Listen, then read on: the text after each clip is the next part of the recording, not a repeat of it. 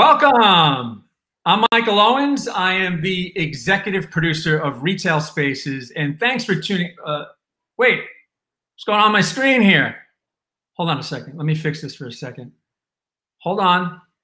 Well, while I'm fixing this, can everyone in the chat let me know if you can hear me and can you see me? And if you can, that's good. That means this thing is working. And if it's working, that means you're seeing me as a cat. So hold on a second. Let me see if I can fix this. All right, fixed it. Had to go with that little gag while it's still funny, I guess. Hope everyone's doing well. My name is Michael Owens. I'm the executive producer of RetailSpaces, and thanks for tuning in for this episode of The Rollout by RetailSpaces. We've got an excellent lineup of guests today for our theme on smart remodels for renewed growth. We're going to be doing this one a little bit differently from some previous episodes. This one, we're going to be speaking individually first with each one of our guests, and then we'll come together at the end, of course, for a discussion. Now, if you're tuning in live right now, thank you. But the most important thing about tuning in live is we want to make this interactive. So if you have any questions, any comments, if you agree or disagree with what's being said, put it in the chat. That's on the right-hand side of the screen. We're going to try our best to get to any questions that you do have. So that's on the right-hand side of the screen there. And like I said, we'll get to the questions at the end, but if the question comes top of mind now, as we start, put them in there, and that way we'll have them queued up for the end. So without further ado, we've got a lot to get through within the hour. I want to welcome to the screen our first guest. She is Jessica Itschu. She is the AVP of Branch Experience Design for Citizens Bank, or just Citizens now. How you doing, Jessica? I'm good. How are you? Good, good. Thanks for tuning in and joining us today. Before we get started, I know no one wants to hear me read your bio, and you didn't give me one, so I think it's just a lot easier for you to share with the audience. Tell us a little bit about Jessica Itschu. Yeah, thanks. So as you said, I'm an AVP at Citizens. I work in branch experience design. So what that really means is making sure that our customers and colleagues have a great experience in our branches. I live in Rhode Island with my fiance and my dog. Typically you can find us at the lake, camping, hiking. So hopefully we can do a lot more of that coming this year. Nice, nice. Fiance. So that means you're getting married. How's the wedding planning going in a pandemic? Luckily, we're not getting married until next year, so it's going pretty smoothly for me. All right, nice, nice. Well, great. So can you tell the audience that's not familiar with Citizens about the bank and portfolio and kind of the geography? Yeah, so Citizens is a regional financial group. We're actually the 13th largest bank in the U.S. We have about 1,000 branches in a regional area, the New England, Midwest, and Mid-Atlantic markets. We do have some corporate offices, other types of services, loans and investments throughout the country. And then, of course, we have a national digital bank platform as well. Great. So the theme that we're running with today is smart remodels. And, everyone, of course, wants to do their remodels, their refresh program smart. But when I put that title out to you, what comes to mind when you think of smart? What is a smart remodel to you at Citizens? So when I think of a smart remodel, I think, doing what truly makes sense for the customer and that customer experience. So, investing in key things that really transform their experience and really matter to them. Not sweating the small stuff that isn't necessarily going to improve their experience, and doing what's right for citizens as well. So obviously keeping customer top of mind, but we have to make smart decisions financially that, like I said, aren't, necessarily top of mind, but we need to make sure that we're investing in things that have that big impact. Yeah. So I know that one thing that you're doing is, separating the interior from the exterior, right? In terms of prioritization on what you're going to invest in. Can you share with the audience kind of the thought that's going into that program? Mm-hmm. Yeah. So this is getting back to that smart remodel, right? So how do we get the best bang for our buck? And one of the ways that we're doing that is thinking about the interior and the exterior of the branch as two separate components. So we have a tiered structure for both of those, and we can thoughtfully apply it based on that individual branch in that market. So for the interior, what does that customer really look like? What are those demographics? What do they really need when they come into the branch? And then for the exterior, what is the billboard value of that branch? So how many eyeballs is this site getting? What types of impressions are we getting? And that really translates into, consideration into becoming a customer. So by separating those two, we can really, provide the best customer experience and get the best bang for our buck. Sure, great. So how are you determining, I guess, the billboard value of an exterior of the Citizens Bank? So so I still do that too. It's all right. We have a really great strategy team and a lot of great partners that help us look at every single branch and every single market. They're very smart people. It's definitely not me that's the one doing that, but they get down to the very nitty-gritty details of, affluence, how many people are in that market, where they live, surrounding our branch. So there's a lot that goes into that decision. Okay, great. So, the one thing that always comes up in these conversations is, of course, COVID, the impact of COVID. So how is COVID, looking forward, do you think COVID is going to impact the way that you design and plan your branches? Mm-hmm. Yeah, so obviously during the pandemic, the welfare and safety of our customers and colleagues has been top of mind. And we've accelerated quite a few things that I think could stick around for the long term.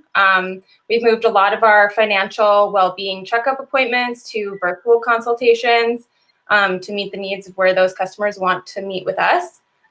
We've accelerated teaching our customers how to bank with us mobily and online, and provided a lot more convenient options for 24-hour ATMs and drive-up ATMs. So those are just a few things of the items I think will stick around for the long term, is really driving that digital interaction and providing access to our customers.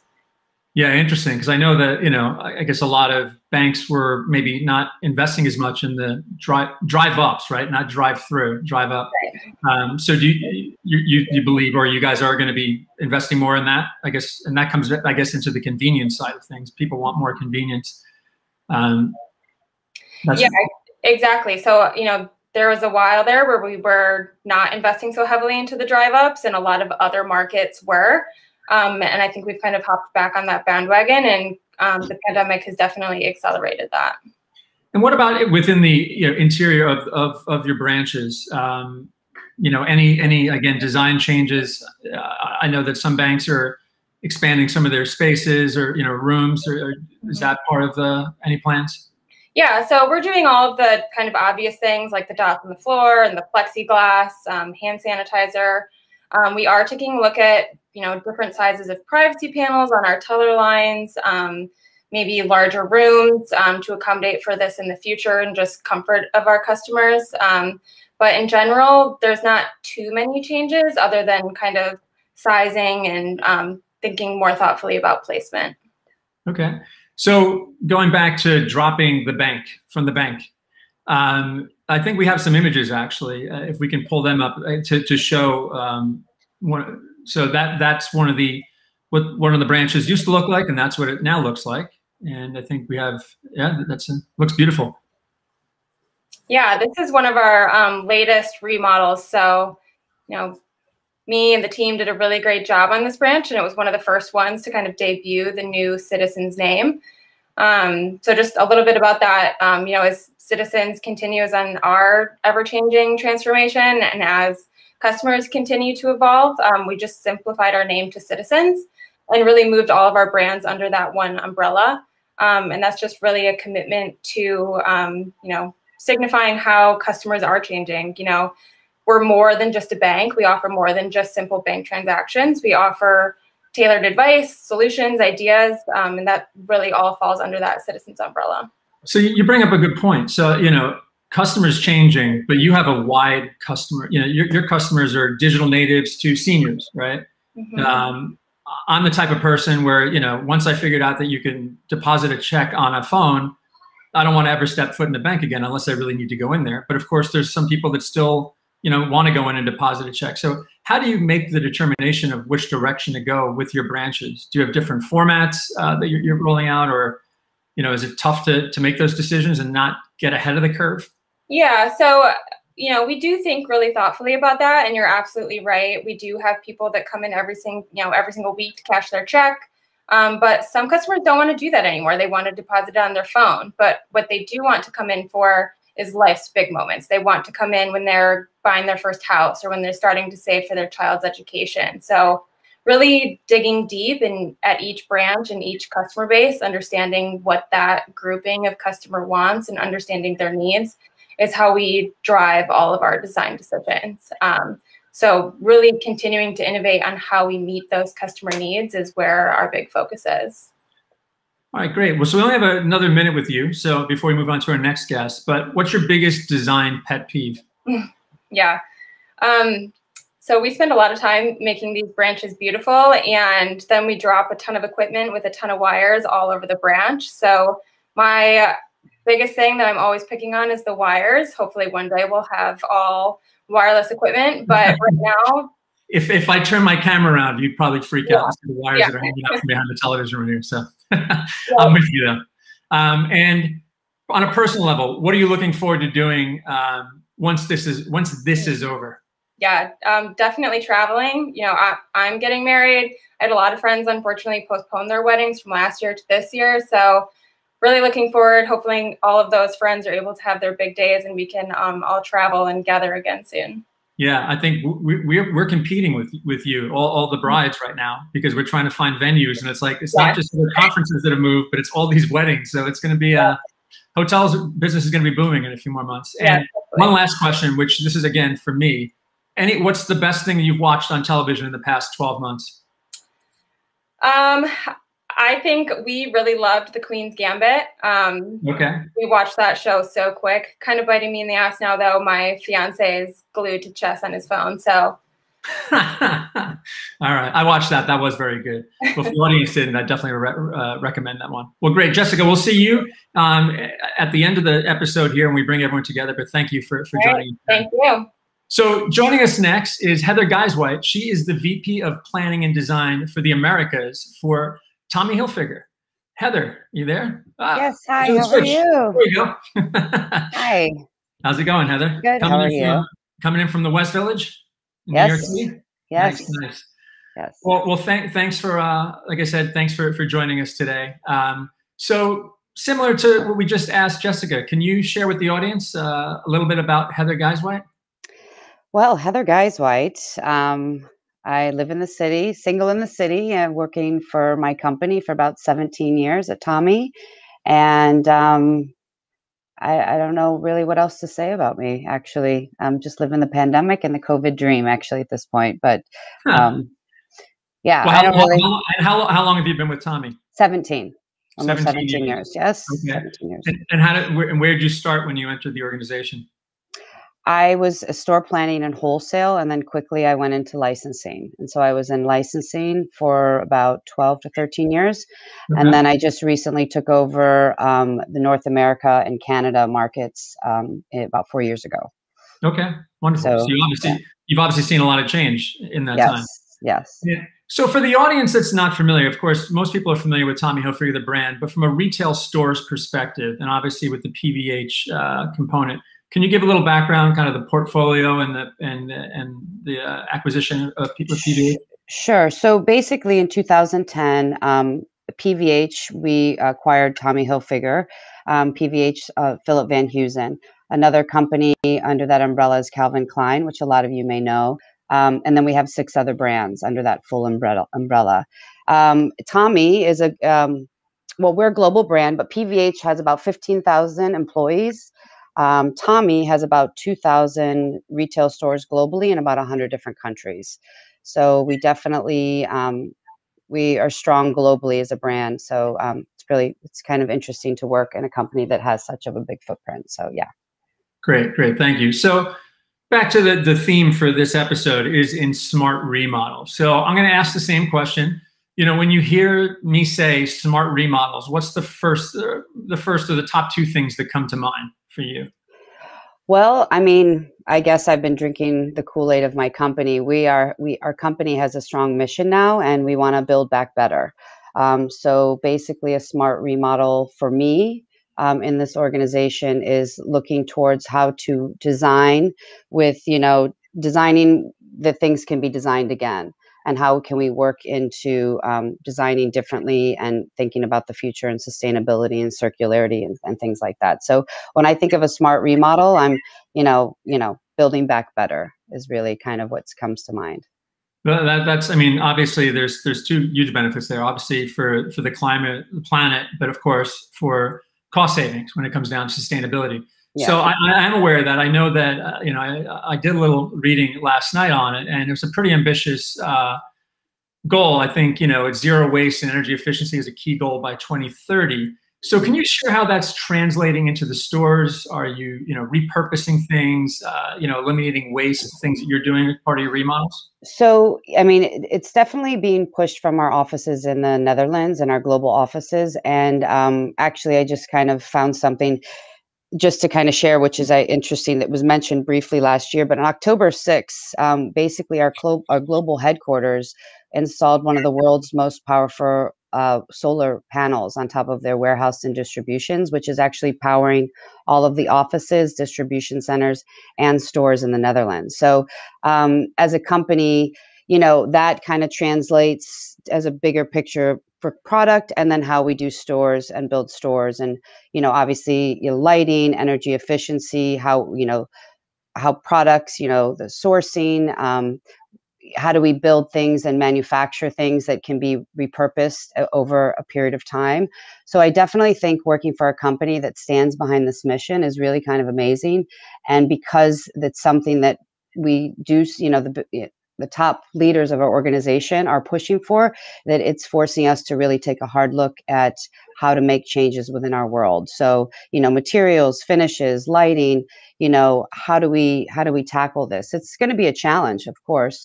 We just talking about mechanical joints. How do you build things that you can actually disassemble and repurpose again?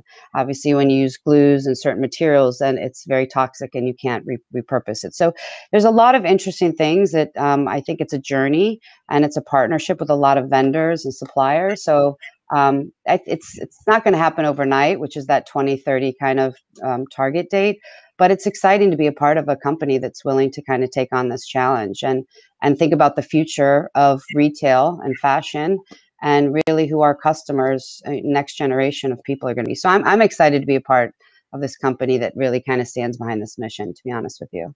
No, that is awesome. And as you just stated, I mean, the younger generations, that's very important to them, right? Absolutely. So, and you said earlier, you said sustainability, which we all understand, but circularity is a term that a lot of people may not know. So it really kind of goes back into, right, on the sourcing and of the products. So it really starts with, the product, and the materials, and, the course of its life, and how you actually bring a piece of fabric or material and you can go around and use it, and then actually bring it back around to use it again, right? So if you take that kind of concept with store design, designing fixtures, how can we design a fixture that over time we can use and then repurpose it and bring it back around? So that's kind of how that circularity term comes into play.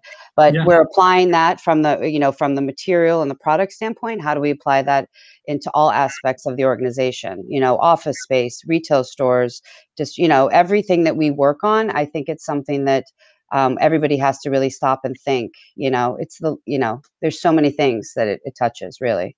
100%. No, I think that's great, and I think that is, I mean, that's the smart way to remodel. So so wonderful. So moving on, in a conversation that you and I had earlier, you also share what you call refit light. Can you share a little bit about that?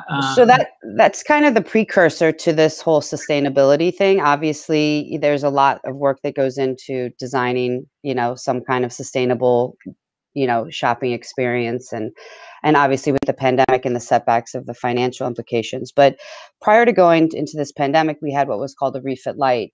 And basically, we were going into existing stores when there were time to be remodeled, and we were preserving all the perimeters, all the walls, all the wall cases.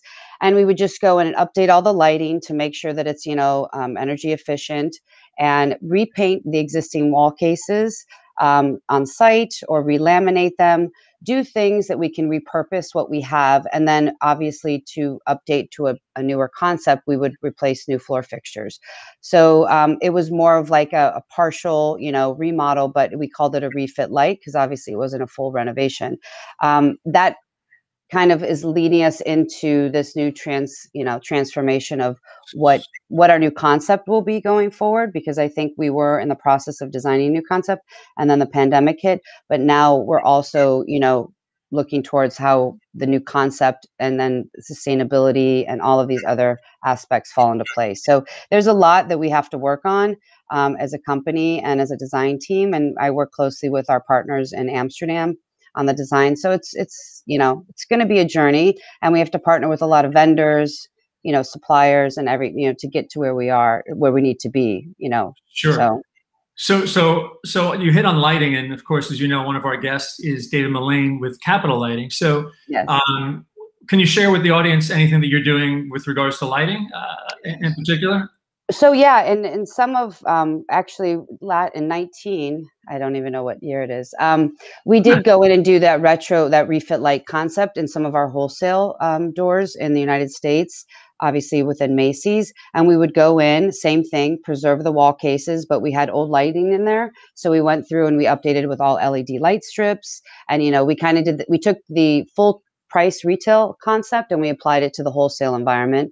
So we've been doing things like that. I know in our company stores, which most people might refer to as an outlet, our outlet stores or company stores, we've updated all of our lighting to be energy efficient and things like that. So I feel like that is, to me, is like the first thing that's can be done, achieved for this mission, because it doesn't really impact the design as much. And, it depends on what you're doing, but it can be easily changed out if they're concealed and things like that. So to me, lighting is like one of the first things that I feel like can be done easier than most, obviously. But yeah, we've been tackling all of that. All of our offices are like that, power, lights go off when you're not in the room, things like that. So lighting definitely is something that we focus on, important. Sure. Now, another question that I asked earlier is, what is your view on the impact of COVID on store planning and design? Do you see any long-term impacts? Well, that's a loaded question in my opinion, because I feel like, I've been on calls before with the retail industry in the beginning of the pandemic, like, what do you do and how do you, and then everybody made, we designed into what the needs of, what the consumer demanded for and what we knew from the news of what this pandemic was. And I think as time evolves, like, things have changed. You might not have needed certain things or certain precautions. So, this pandemic, I really feel like until it's completely over, I don't know, because, a lot of practices, certain applications, obviously in a bank environment or certain environments, a lot of things I think will stick.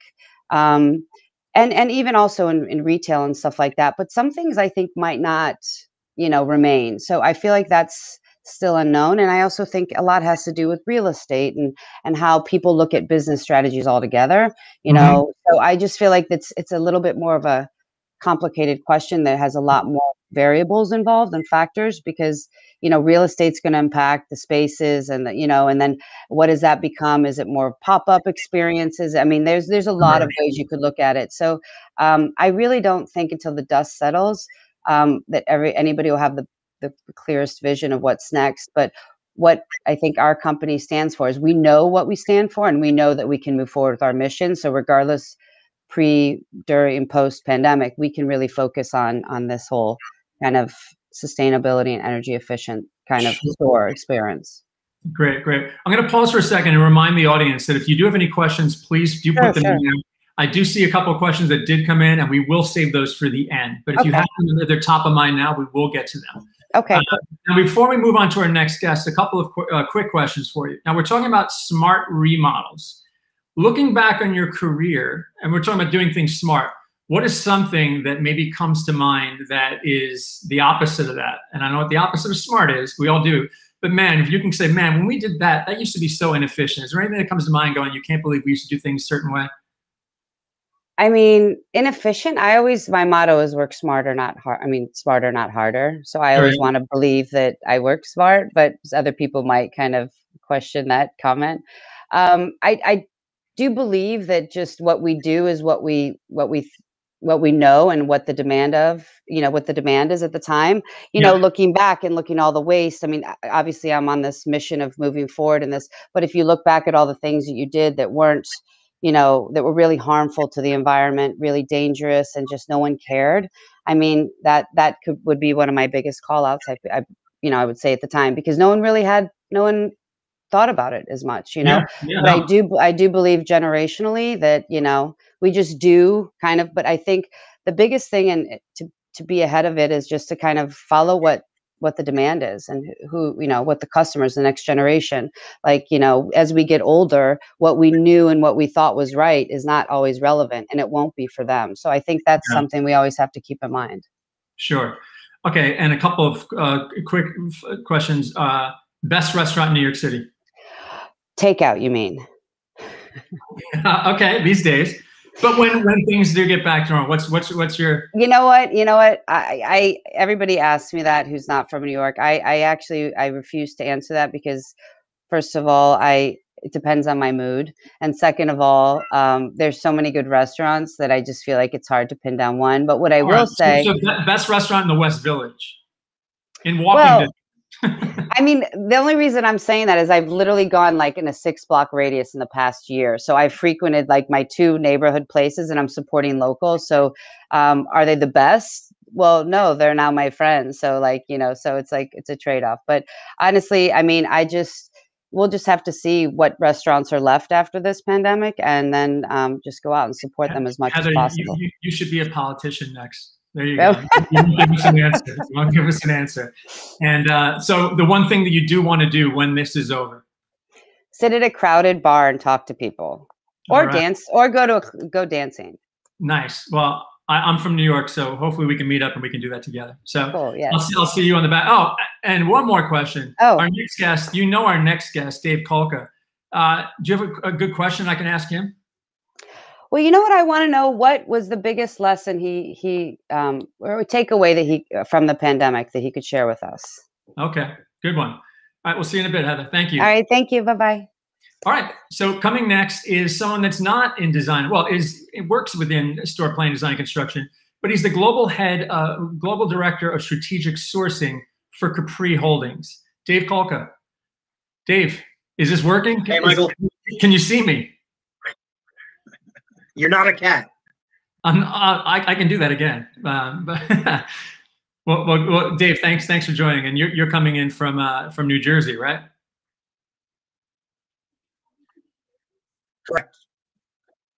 Correct. Okay. I think your signal's a little. We're in New Jersey. Coming in on that. So Dave, can you give for the audience just a little background on Dave Kolka, your career, and then of course talk to them about what Capri Holdings is.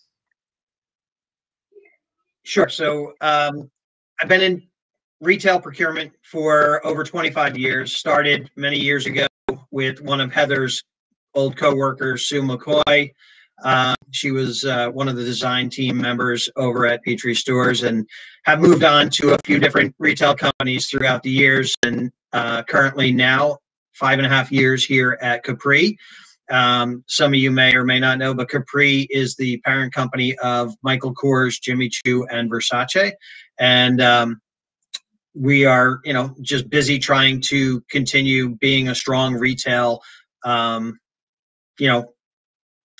business that is just going to continue to grow and get stronger over the upcoming years.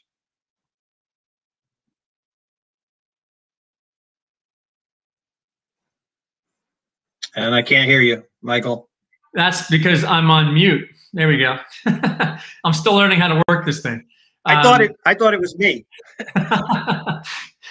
So we're on the theme of smart remodels. So in your role in procurement, but listening to the conversations with Jessica and Heather, what comes to mind for you when you think of a smart remodel? I think of, again, coming from the sourcing and procurement side, I think of how we can do it cost effectively, how we can do it sustainably. I hear sustainability, over and over again. And Heather kind of brought it really to light. And, Capri Holdings is part of the Fashion Pact, which is trying to be as up to 70–80% sustainable by 2025. So there's a lot of sustainability efforts that are going in, but SMART is again being sustainable, being cost effective, but yet keeping the environment and the look and feel of the store as glamorous as possible. Okay, so as someone in procurement, our audience is primarily heads of store development, design, and construction. What is the biggest misconception about the procurement role? The biggest misconception is really just thinking that procurement is about saving money and always just trying to get the lowest cost. And it's really not. Over the years, I've built really strong relationships with my construction and design and store development teams, visual merchandising teams, and really kind of build that partnership to figure out what do they want? What do they need? And then try to get them what their needs are at the affordable or at the budget cost or even below budget cost. But it's about building the partnership and not necessarily me trying to save money or procurement trying to save money and then, store development not being happy. Yeah. So I was going to ask you about that on the collaboration front, right? That's key. Now, internally at Capri, are you working, is there one team that you're working with? Does each brand have their own store design development, or is it one person that's overseeing all?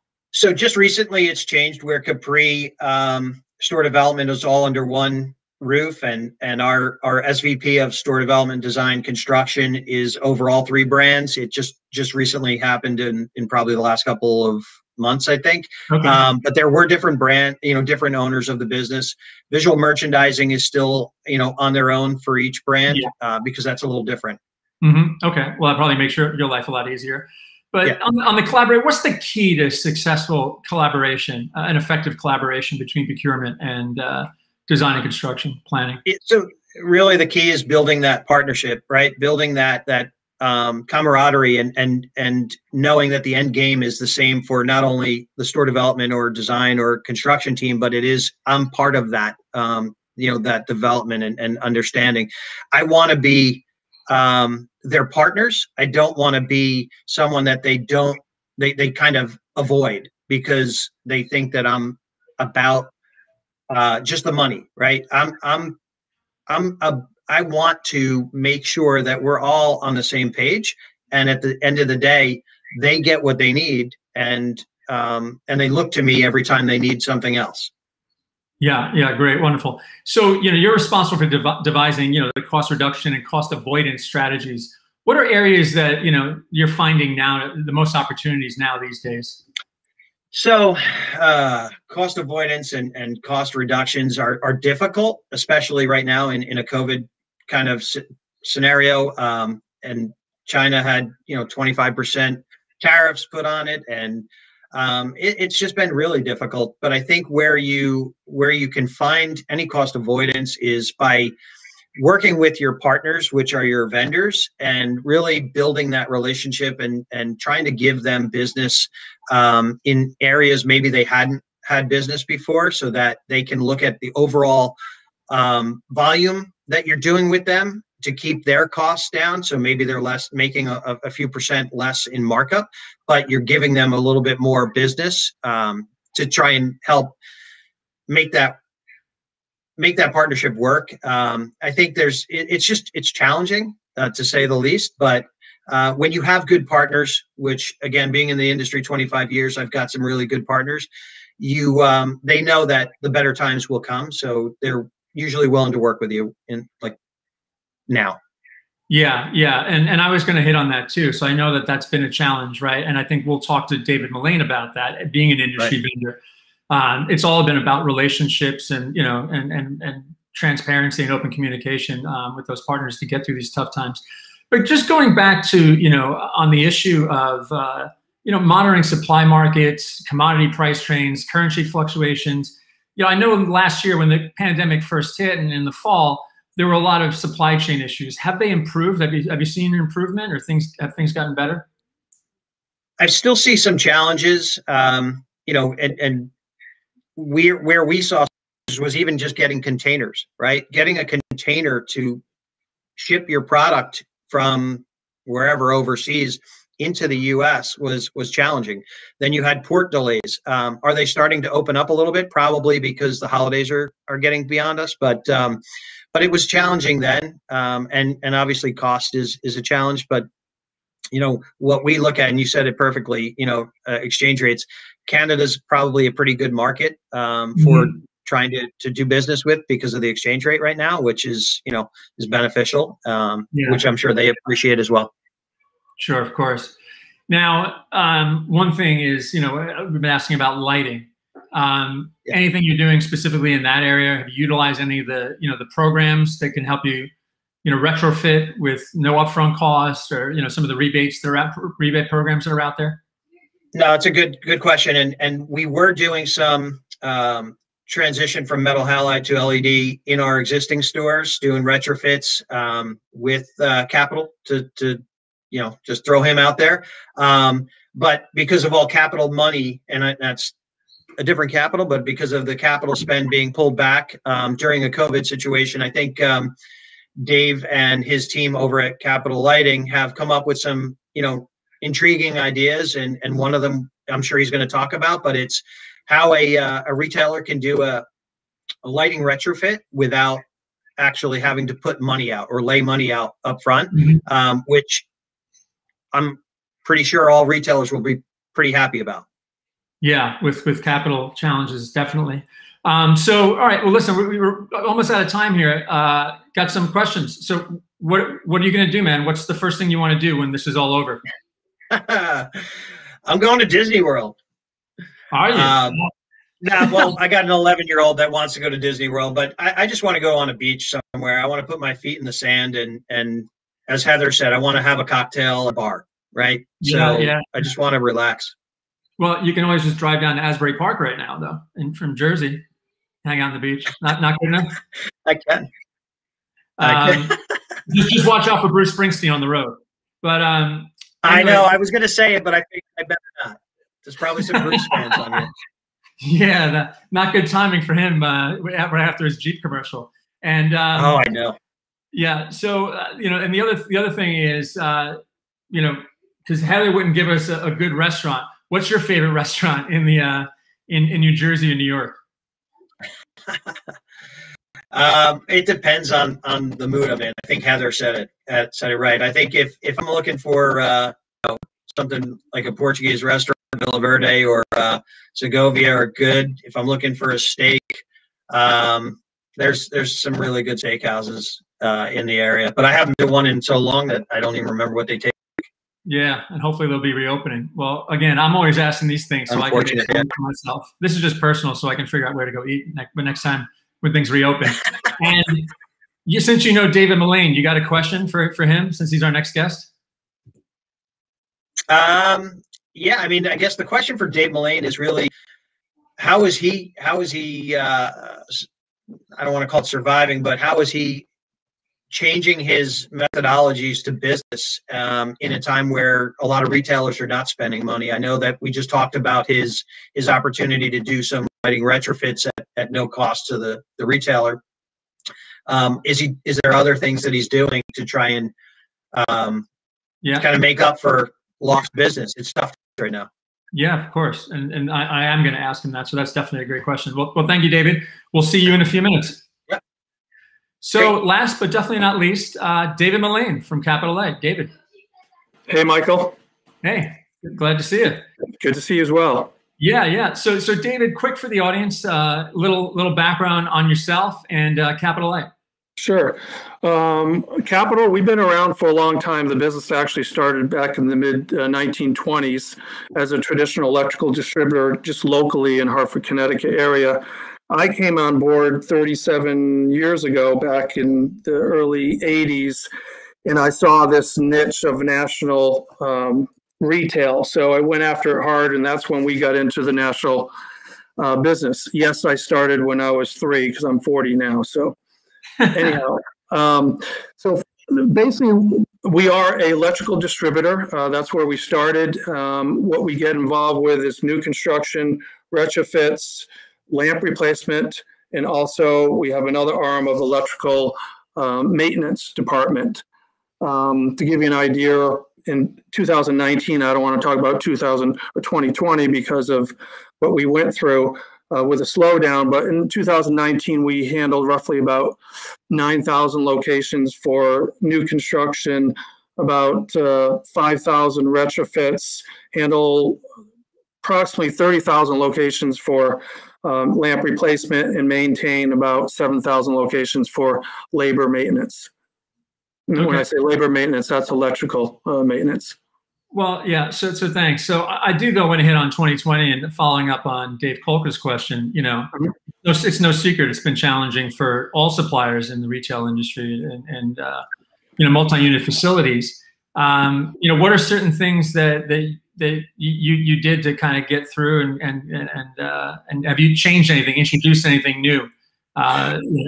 Yeah, the first thing we did change in this sense that the majority of the people that worked in an office are working as I am in our homes, as most of the people probably on this call are doing.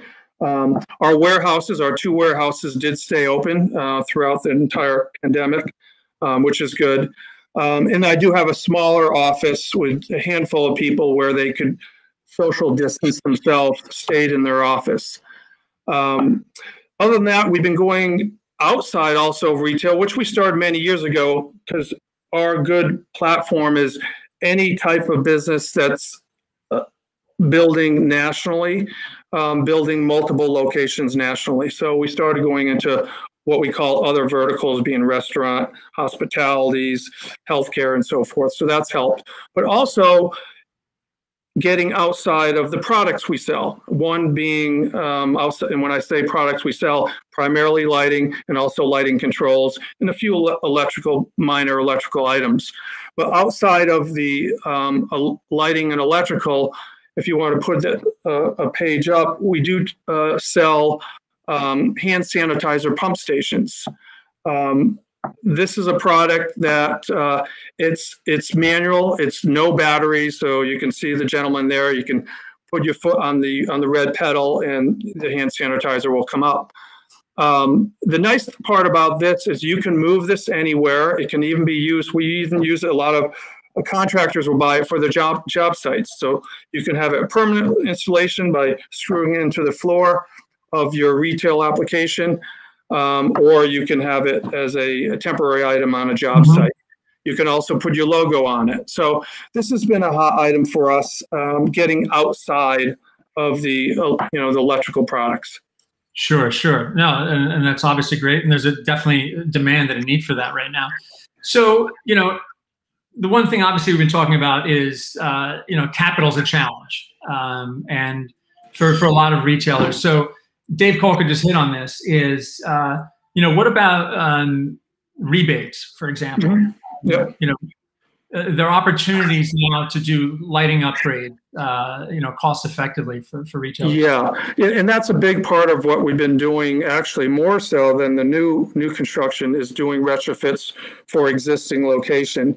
Both, and Jessica mentioned, they break theirs out from interior and exterior, and we do both, lighting on the interior, lighting on the exterior.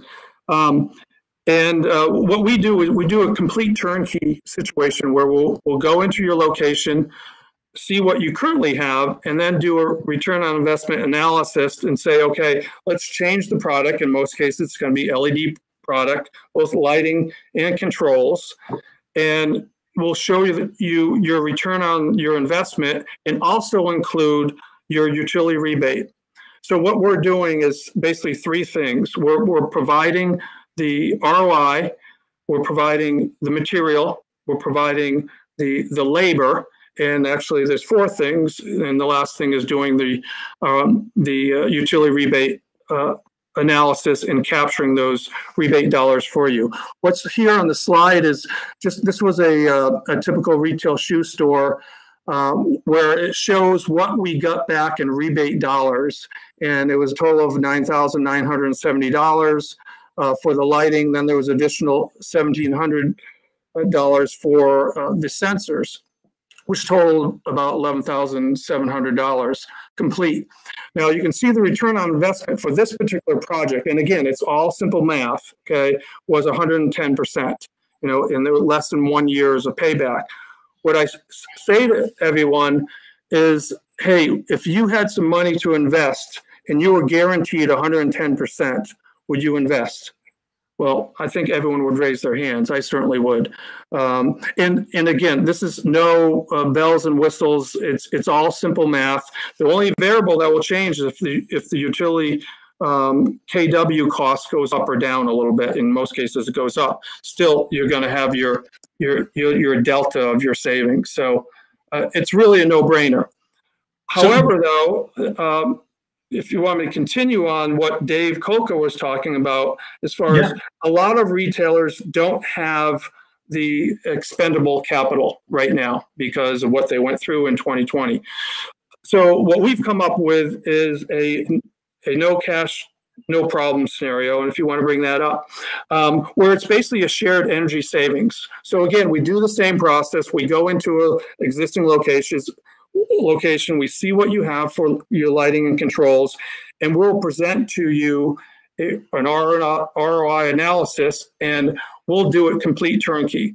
So we don't charge you anything. So hypothetically, let's say the cost of the remodel was $100,000, including the labor.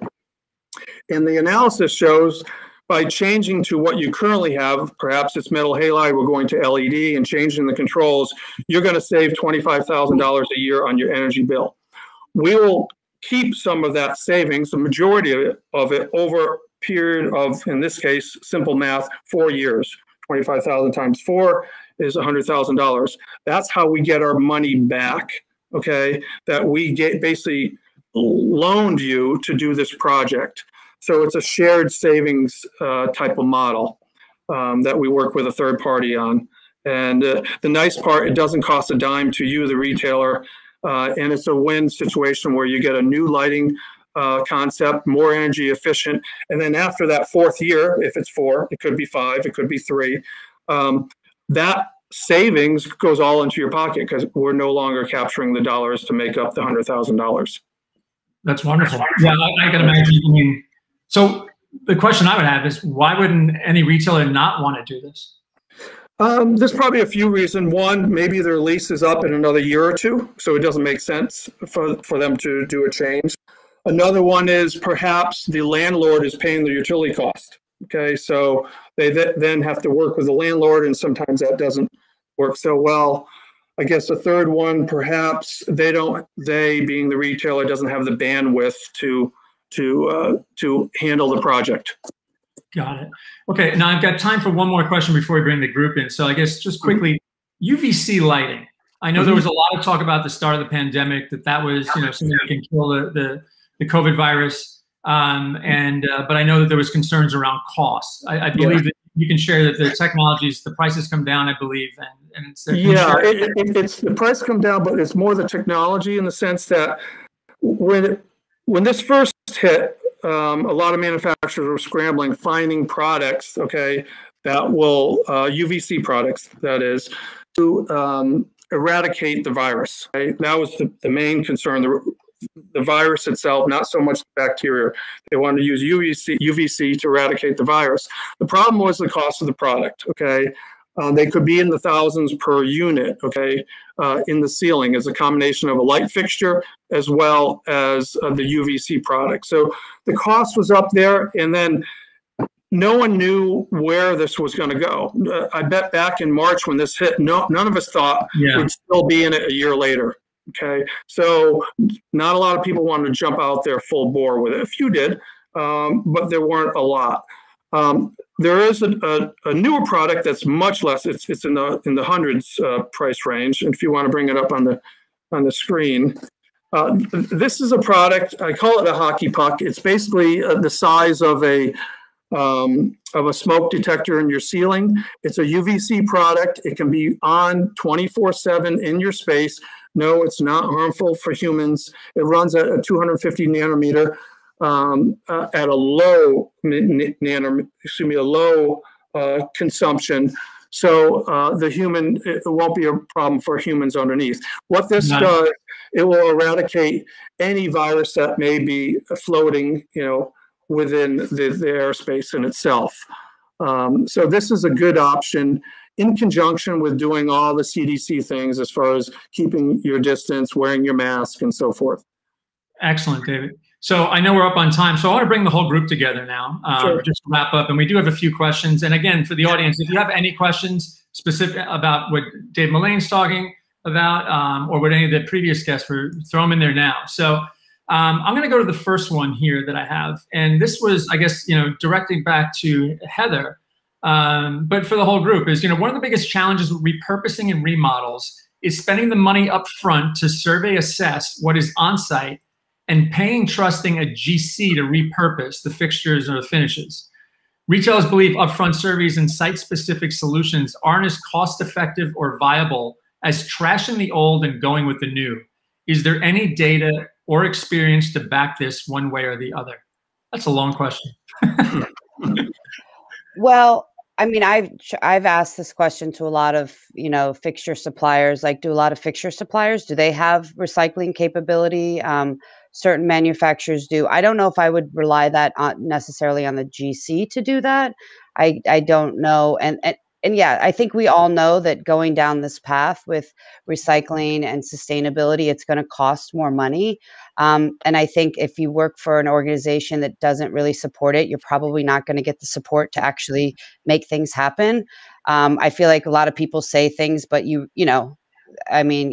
as Dave would say, you need money, obviously. And, Sure. If you're not going to back it up with funds, I mean, it's interesting to know that people don't recycle. It does cost more money. And then that it's just people looks away from it. So, yeah, I mean, I don't know. I think it's like kind of partnering with manufacturers and making sure that they can get on board. Like I said, it's going to be a journey and not everybody's there. And yeah, I mean, we want to be the trailblazers, but it's going to definitely cost more money up front. But eventually, kind of like, David was saying, like with lighting, it's expensive in the beginning, but then over time it gets less. So someone has to lead the way, right? So I think this mission is something we stand behind, and maybe we can lead the way, and then it will drive down for everybody, because it's bigger than all of us, right? It's something that's important, right? So I think, I just think that that's kind of how we have to look at it. Yeah, yeah. Jessica, we didn't, I guess, touch on sustainability. Are there any key sustainability components into your programs at the moment? Yeah, so, we try to do the best that we can when we're doing a remodel or a new site. We obviously look at the materials, the lighting, all of that stuff. I think there's a lot that we can do still as a company to have a more broad strategy about this.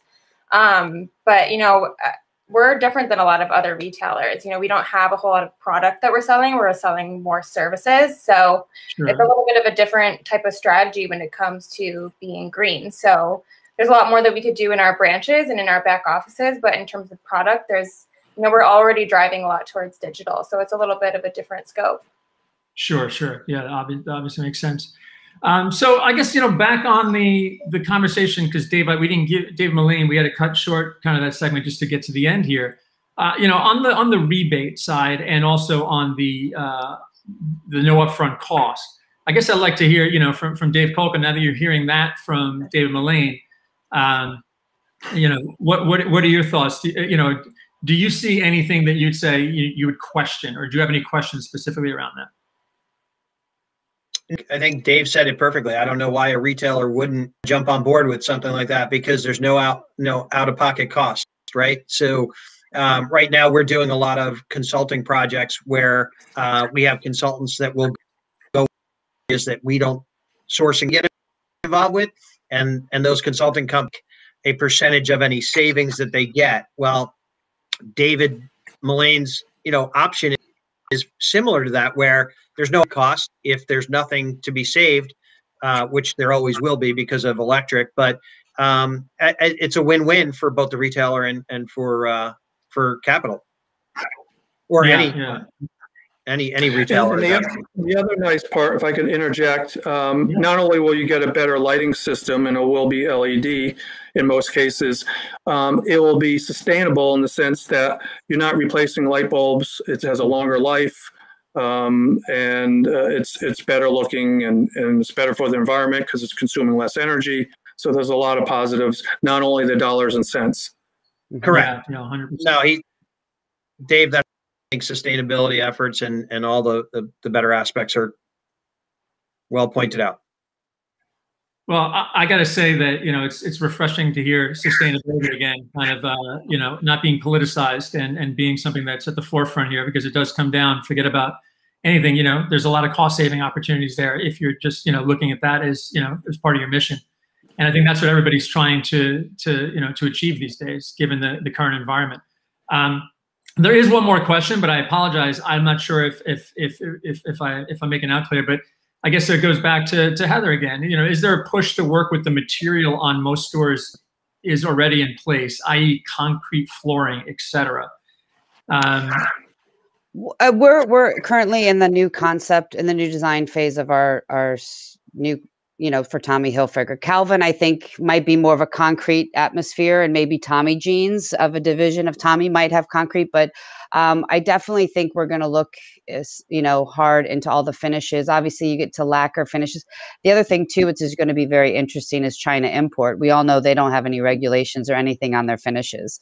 So there's a whole nother layer with costs and all of that, how that pans into, things. But as for flooring materials, nothing has been really decided upon, but we're definitely going to look into the way things are constructed, the joints. When you glue materials together, you can't recycle it, right? So like mechanical joints, things like that. So there's definitely a lot of thought that needs to go into this process, finishing paints, things like that, natural materials, but also we want to stay on brand. So there's definitely going to be an interesting balance with how we can achieve this. And then maybe over time, there'll be new available finishes and things that we can apply, because obviously we have to 2030 to actually be a fully compliant. So we have some time, but maybe over time, there'll be more things to choose from when it comes to finishes and things like that. So we'll have to just see. Like I said, it's a journey, and you have to bring a lot more people along with you, because you can't do it alone, Yeah. So I want to acknowledge we got a minute left here. So this went fast, and as expected. So I want to thank you all for joining here. If there is any last minute question, you could throw it in. Maybe we can hang for another minute. But for those that I know are probably hopping from one, virtual meeting to the next, you may have to say goodbye. So thank you for tuning in. And thank you for Capital Light for supporting Retail Spaces, and obviously for Dave and all of our panelists joining. We can bring that up there on the screen. If you are interested in learning about Capital Light, there is in the chat, if you haven't seen already, there's a sticky link there. You can click on that to get a free evaluation of your lighting, and also learn about some of the programs around rebates and the no upfront cost solution. So just coming back to everyone now. Thank you all for joining, and thank you. I have everyone's attention. While it's fun to do this here on the screen, we are of course moving ahead with running Retail Spaces live in September. So we'd love to see everyone there. September 19th to the 21st. Being transparent, we're still working on exactly where the venue is going to be. It's going to be somewhere warm, and it'll be in a resort. So we will have that information to everybody shortly. So hopefully, things, these vaccines get out, and we're all hanging out. And hopefully, Dave, you can, hopefully it'll be a place that you can put your feet in the water. So there we go. That'd be nice. I'm just happy you didn't make all of us drink the hot sauce. No.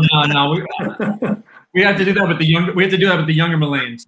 It's a liability thing. Yeah. Yeah. Well, next episode we'll bring out the hot sauce again. But thank you all, and be safe out there. All right. Thank you. Thank you for having me. All right. Thank you. Bye, everybody. Appreciate it. Take care. Ciao. Bye, everybody. Bye. Bye.